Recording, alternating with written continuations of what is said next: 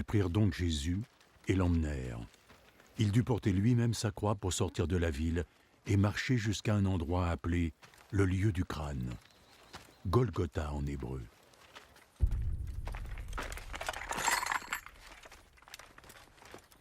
C'est là qu'il fut crucifié. Et ils crucifièrent aussi 2 autres hommes, un de chaque côté, Jésus au milieu.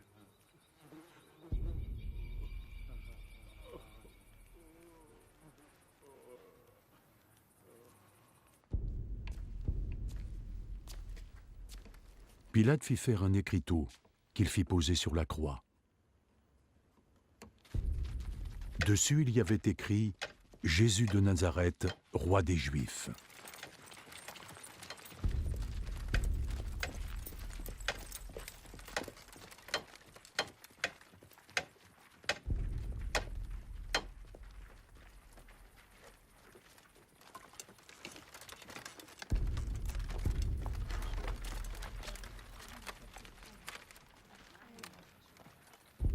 Beaucoup de gens le lirent, parce que l'endroit où Jésus avait été mis en croix se trouvait près de la ville.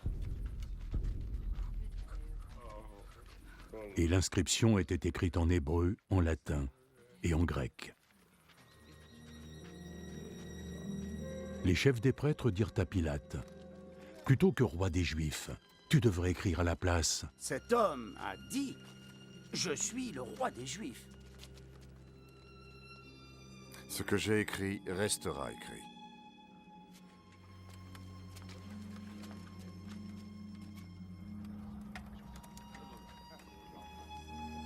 Après que les soldats eurent crucifié Jésus, ils prirent ses vêtements et ils en firent 4 parts, une pour chaque soldat. Ils prirent aussi sa tunique, tissée d'une seule pièce et sans couture.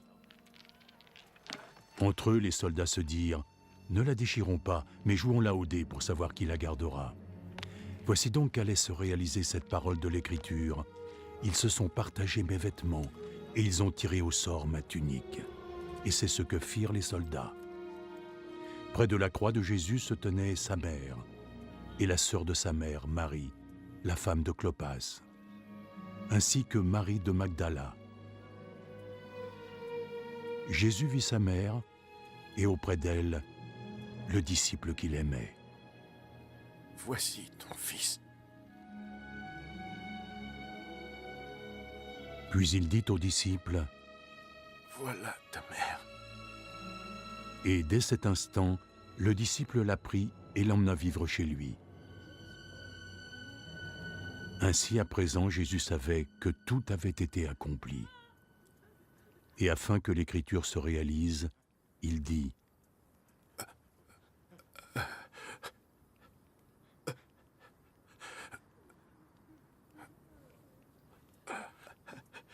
J'ai soif. »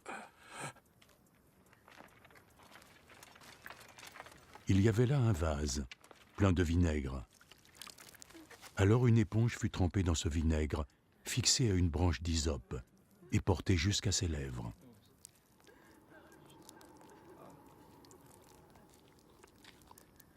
Jésus but le vinaigre.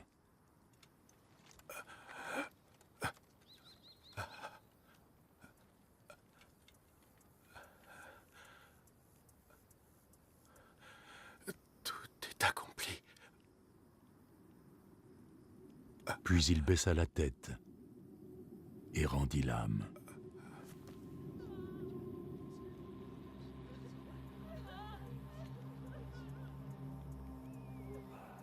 Les autorités juives demandèrent à Pilate l'autorisation pour qu'on brise les jambes de ceux qui avaient été crucifiés et qu'on descende leur corps des croix. Ils firent cette requête car c'était un vendredi et ils ne voulaient pas que les corps restent sur la croix pendant le sabbat, d'autant que ce sabbat-là était particulièrement important.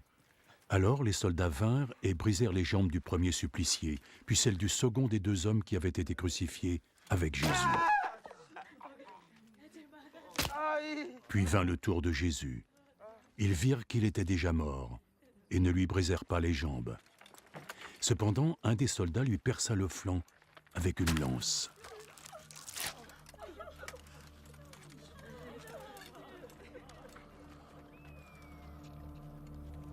et du sang et de l'eau en sortirent aussitôt.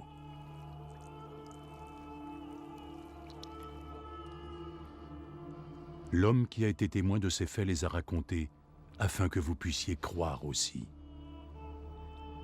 Son témoignage est vrai, et il sait, lui, qu'il dit la vérité. Cela s'est passé de sorte que soit réalisé ce passage de l'Écriture, aucun os ne lui sera brisé.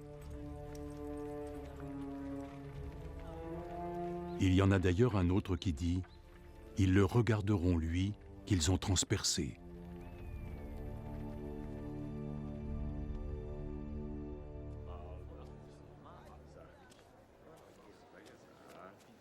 Après cela, Joseph, qui était de la ville d'Arimathie, demanda à Pilate l'autorisation de récupérer le corps de Jésus.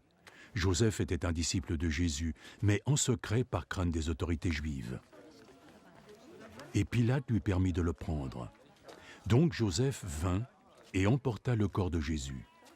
Nicodème, celui qui une fois était allé voir Jésus pendant la nuit, accompagna Joseph, emportant avec lui près de 30 kilos d'épices, un mélange de myrrhe et d'aloès. Les deux hommes prirent le corps de Jésus et l'enveloppèrent de bandes de lin, avec les épices conformément à la coutume juive, lorsqu'ils préparent un mort avant de l'enterrer. À l'endroit où Jésus avait été mis à mort, il y avait un jardin, et dans ce jardin, un tombeau tout neuf, dans lequel on n'avait encore mis personne. Comme c'était la veille du sabbat, et que le tombeau était tout près, c'est là qu'ils déposèrent le corps de Jésus.